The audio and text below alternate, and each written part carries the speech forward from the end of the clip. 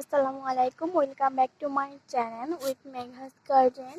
তো ফিরে আসলাম আরেকটা নতুন ভিডিও নিয়ে। তো অনেক দিন পর দেখেন আমার গাছটা প্রায় একটু বড় হয়ে গেছে এবং সাথে যে চারা দিছে সেই চারাগুলো আবার চারা হয়েছে। দেখেন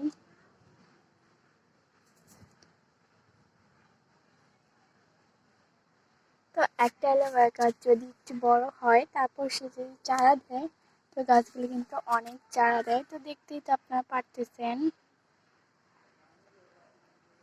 দেখেন আমার গাছটা, তো গাছটা আমার অনেক চারা দিচ্ছে। তো একটা অ্যালোভেরা গাছ বড় হলে কিন্তু অনেক চারা দেয়।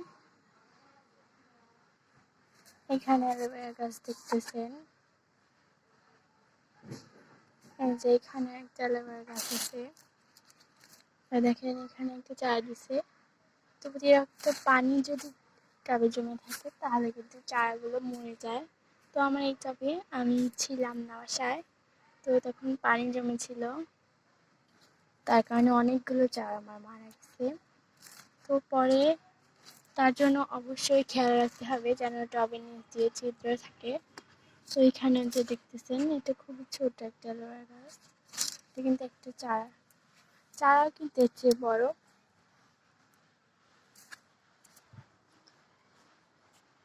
তো দেখেন আমার এখানকার গেট ফুল গাছটাও অনেক বড় হয়ে গেছে।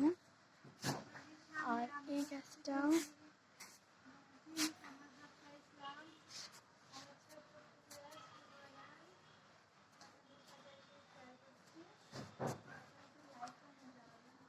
এই দেখেন আজকে যেখানে দেখতেছেন এটা কিন্তু আমার ডালিম গাছের ডালিম ফুল। আর এখানে একটা ফুল দেখতেছেন, এটা আমি কুমড় গাছ লাগাইছি, তো এই কুমড়ের ফুল ধরছে। তো কার কার বাসায় ডালিম গাছ আছে অবশ্যই কমেন্টে জানাবেন। দেখেন ডালিমের ফুলগুলো দেখতে কত সুন্দর। এটা মোরগ জবা গাছ, আর এটা এটা মরিচ গাছ, এটা ভুট্টা, এগুলো পাথর চূড়া গাছ, এটা মেহগনি গাছ, আর এটা হচ্ছে আমার ড্রাগন ফ্রুট গাছ।